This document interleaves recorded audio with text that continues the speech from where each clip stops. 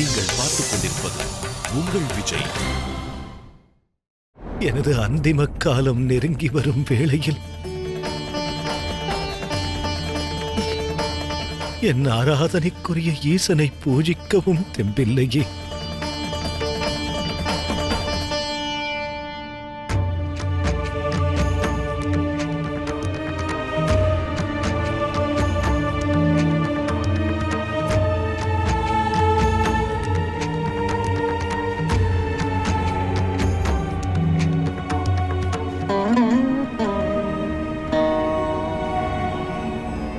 பெரியவரே,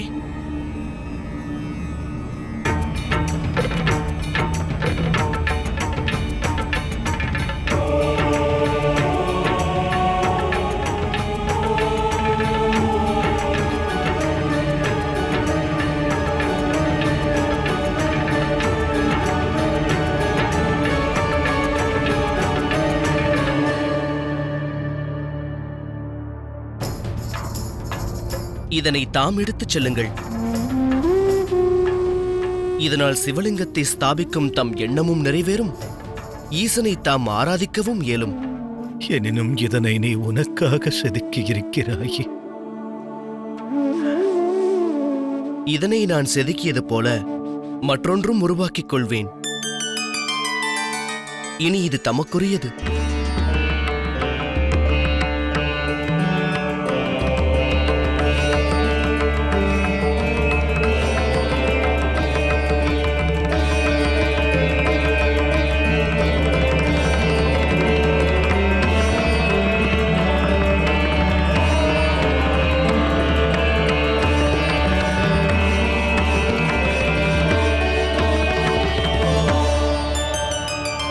உனக்கு என் ஆசைகள் உண்டு.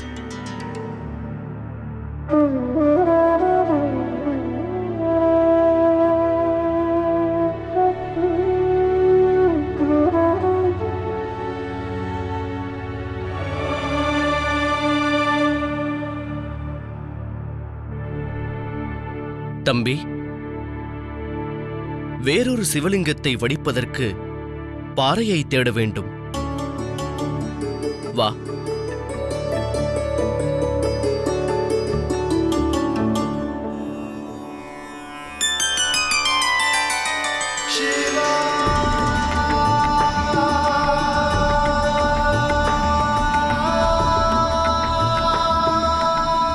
உனக்கான முதல் சோதனையில் நீ வெற்றி பெற்றாய் மகனே.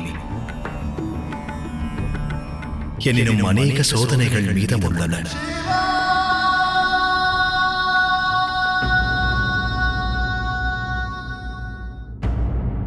கணேசா,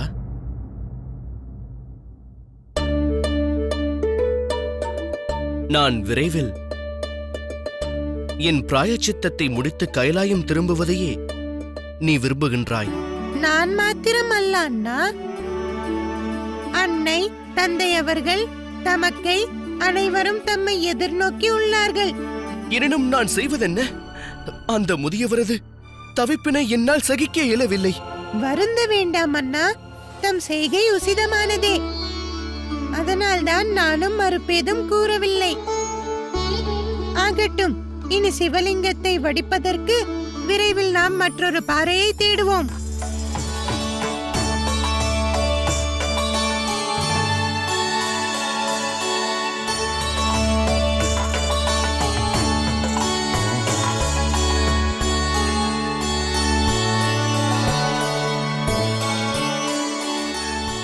நமது அனுமானம் மிகச் சரியே அண்ணா. இவ்விடத்தில் அநேக வகை பாறைகள் உள்ளன. இனி நாம் இவற்றிலிருந்து சிவலிங்கத்தை வடிப்பதற்கு உத்தமமான பாறையை தேர்ந்தெடுக்க வேண்டும். சற்று பொறுங்கள், சற்று பொறுங்கள். எனது பாறைகளை நெருங்க வேண்டாம்.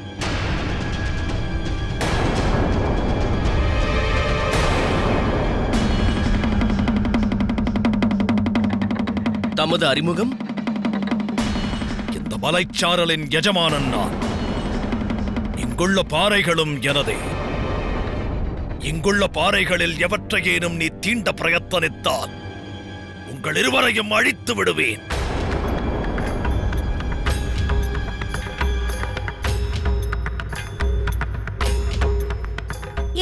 மன்னிக்க வேண்டுகிறேன். அறியாமல் பிழை செய்தோம். தயை கூர்ந்து இங்கிருந்து ஒரு பாறையை எடுத்துச் செல்ல மட்டும் அனுமதிக்க வேண்டுகிறேன். சாத்தியமல்ல. எனினும் உங்களுக்கு இந்த பாறை எத்தனை அவசியம் என அதை பெற என்னோடு யுத்தம் புரியுங்கள். யுத்தத்தில் என்னோடு மோதி தோல்வியுறச் செய்தால் இப்பாறைகள் அனைத்தும் உமதே. சிவலிங்கம் வடிப்பதற்கு எங்களுக்கு தேவை ஒரு பாறையே. எனினும் யுத்தத்தின் வாயிலாக அதை பெற மாட்டோம். தம்மிடம் வேண்டுகோள் விடுக்கிறோம். யுத்தம் செய்வதில் விருப்பமில்லையே எனது வினாக்களுக்கு நீங்கள் விடையளிக்க வேண்டும். என் வினாக்களுக்கு விடையளித்தால் உங்கள் மனம் விரும்பும் பாறையை எடுத்துச் செல்லலாம். எனினும் விடைகள் பொருந்தாமல் போனால் நிரந்தரமாக நீங்கள் பாறையாக வேண்டியிருக்கும்.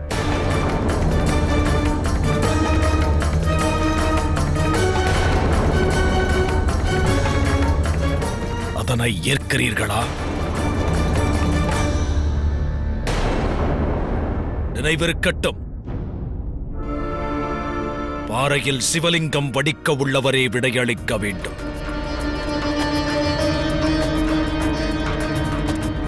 நிபந்தனையை ஏற்கிறேன். வினவுங்கள். எனது முதல் வினா, வாழ்க்கையில் உண்மையான துணைவர் எவர்?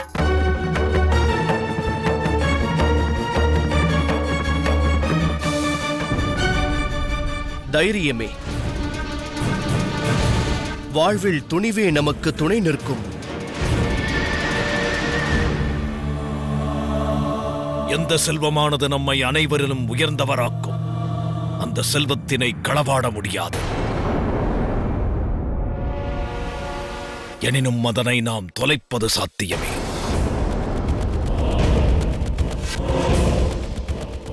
சத்தியத்தில் தகுதியுடையவனாவது எதையும் சாதிப்பதற்கு அடிப்படையில். எனினும் அது முழுமையல்ல. என்றும் நீ அனைத்து தகுதிகளையும் பெற்றவன் என்ற மமதை மட்டும் கொள்ளாதே. உன் தகுதிகள் மீது அளவற்ற அபிமானங்கள் கொள்ளாதே.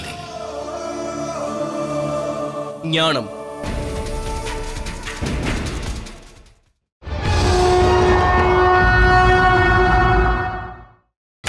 நீங்கள் பார்த்துக் கொண்டிருப்பது உங்கள் விஜய். ஞானம். எவர் ஞானம் பெற்றவரோ அவர் அனைவரினும் உயர்ந்தவராகிறார். ஞானத்தை எவரும் அபகரிக்க இயலாது. எனினும் நாம் நம் அகங்காரத்தினால் ஞானத்தை இழப்பது சாத்தியமே. அதி உத்தமம். எதனை தியாகிப்பதால் நாம் அனைவருக்கும் உகந்தவராகிறோம்?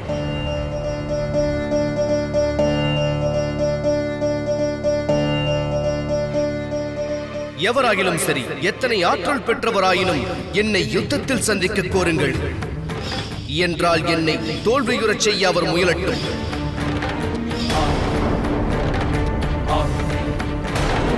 உன் அகங்கார பூர்த்திக்காக செய்யும் செயல் யாதாகினும் அது உனக்கே தீமைகளை விளைவிக்கும் வல்லமை பெற்றது. ஆணவம். ஆணவத்தை தியாகித்தவர் அனைவருக்கும் பிரியமானவர். எதனை இழந்த பின்பும் அவ்விழப்பினால் துன்பம் ஏற்படுவதில்லை.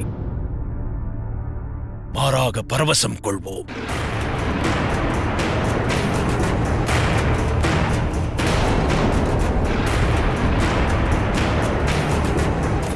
குரோதம். ஒருவர் உத்தமராவதற்கு மார்க்கம் என்ன?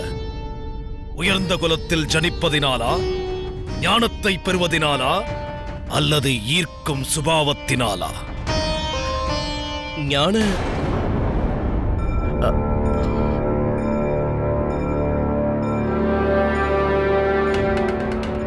உனக்கு நான் அவகாசம் அளித்தானது பாலகனே. அதன் பின்பும் முன்னால் விடையளிக்க இயலவில்லை.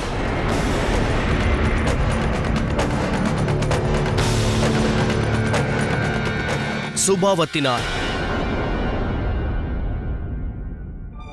நற்சுபாவம் இல்லாதவர்கள் வீழ்ச்சியடைவது உறுதியானது. பொருத்தமான விடை. எனது இறுதி வினா. இதுவரை எனது வினாக்களுக்கு நீ விடையாக குறிப்பிட்ட குணங்களில் அதிக மகத்துவம் பொருந்திய குணம் யாதென்று கூறுவாய்? ஆனால் ஞானம், குரோதம், நற்சுபாவம். எவர் ஞானம் பெற்றவரோ அவரை உயர்ந்தவராக செய்வது. குரோதத்தை எவரிடத்தில் நற்சுபாவங்கள் இல்லையோ அவர் வீழ்ச்சியடைவது உறுதி. ஞானம், குரோதம், நற்சுபாவம்.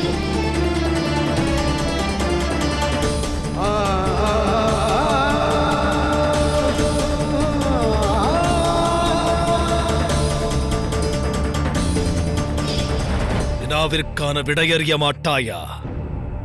எனில் இவ்விடத்தில் பாறையாக ஆயத்தமாக. இந்த சிருஷ்டிதனில் அனைத்தினும் மகத்துவம் பெற்றது குடும்பத்தின் மீது கொள்ளும் அன்பே. அத்துடன் ஈடுபாடு. எனினும் எனது எந்த வினாவிற்கும் இது விடையல்லவே பாலகா. தமது கண்ணோட்டத்தில் விடை யாதாகினும் என்னை பொறுத்தமட்டில் என் குடும்பத்தினும் மகத்துவம் எனக்கு ஏதும் இல்லை. இந்த விடையினால் தாம் என்னை பாறையாக மாற்ற விரும்பினால் அது ஏற்புடையதே. எனினும் எனது விடையில் மாற்றம் இல்லை.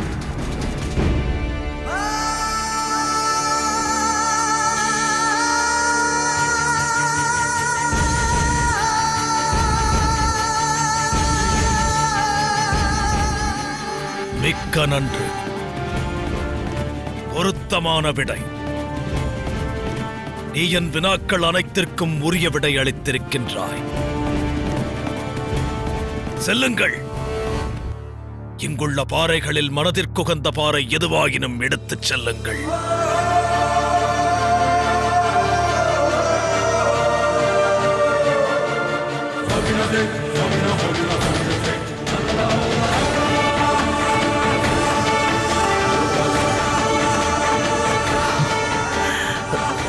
தமக்கு நன்றி உடையவனாவேன். வா கணேசா.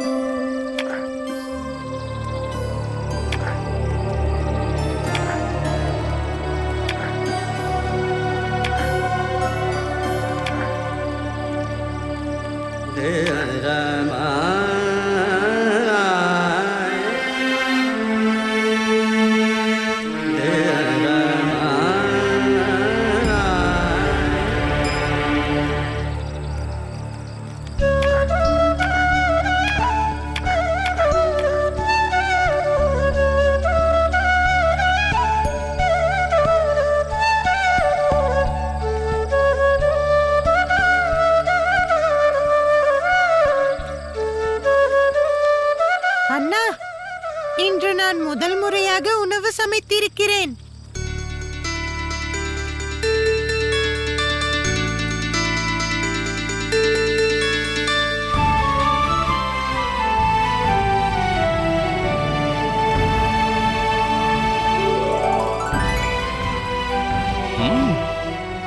சுவை அருமையாக உள்ளது கணேசா. அண்ணா, தமக்கு சரிவர பொய் கூறவும் தெரியவில்லை. நான் உரைத்தது உண்மை கணேசா.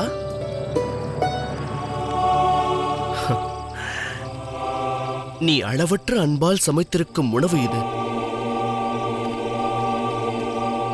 எனக்கு இந்த பரிபூர்ண சிருஷ்டியில் இதனினும் சுவையான உணவு கிட்ட இயலாது. அதாவது நமது அன்னை சமைத்த உணவை தவிர. அதில் ஐயம் என்ன?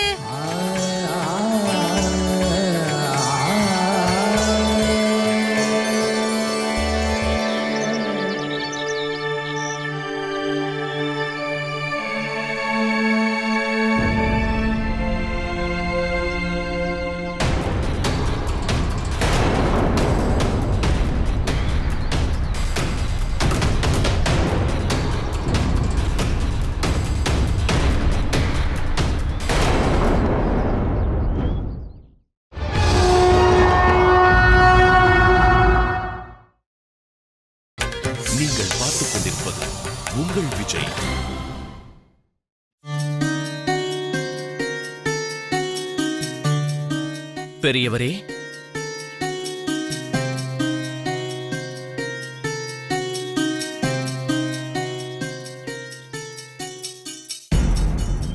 தாம் சிவலிங்கத்தை ஸ்தாபித்த பிறகும் மகிழ்வு ஏற்படவில்லையா? மகிழ்ச்சி ஏற்பட்டிருக்கும், நிச்சயம் ஏற்பட்டிருக்கும். ஒருவேளை என்னால் சிவலிங்கத்தை ஸ்தாபிக்க முடிந்திருந்தால், எனினும் எனக்கு சிவலிங்கத்தினை எனது கரத்தினால் ஸ்தாபிக்கும் பாக்கியமில்லை போலும்.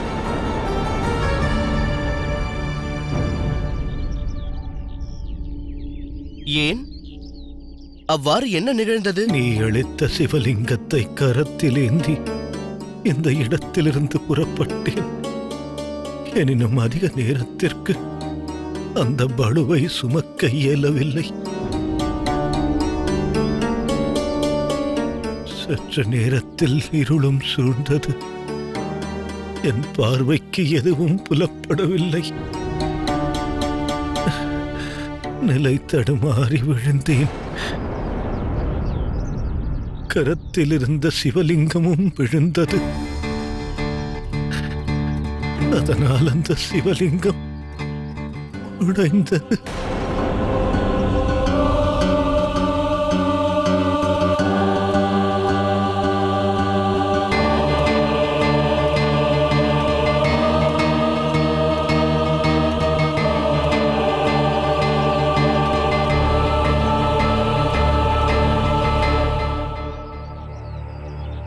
எனக்கும் உங்களில் ஒருவன் போல ஒரு புதல்வன் இருந்திருந்தால் எனக்காக அவனும் இன்னொரு சிவலிங்கத்தை வடித்திருப்பான். எனினும் நானோ பெரும் துர்பாக்கியசாலி.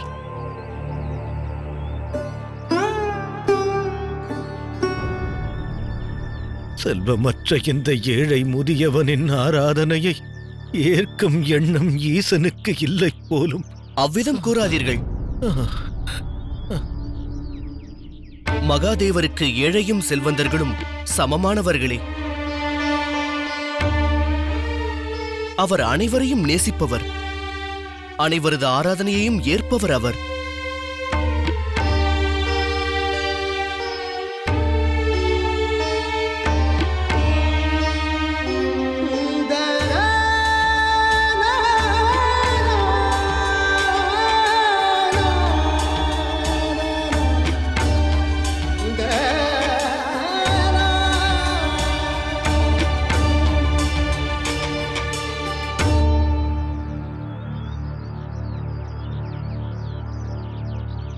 தாம் இதனையும் ஏற்றுக்கொள்ளுங்கள்.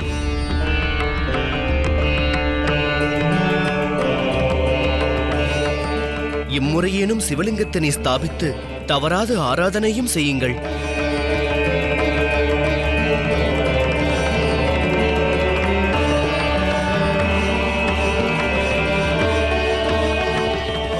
மகாதேவர் உனது இந்த உயர்ந்த உள்ளத்தைக் கண்டு அவசியம் பரவசம் கொள்வார்.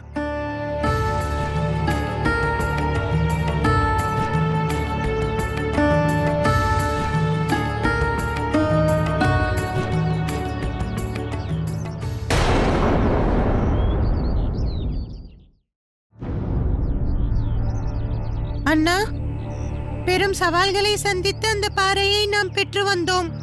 இனி நாம் என்ன செய்வது? இன்னொரு சிவலிங்கத்தை உருவாக்கலாம். ஆகட்டும், மீண்டும் அதே மலைக்கு சென்று வேறொரு பாறையை தேடலாம்.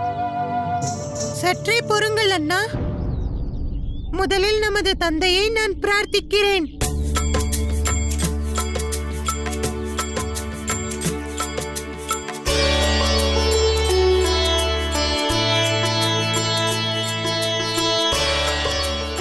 தந்தையே, எனது சகோதரரின் உயர்ந்த உள்ளத்தை கண்டானது.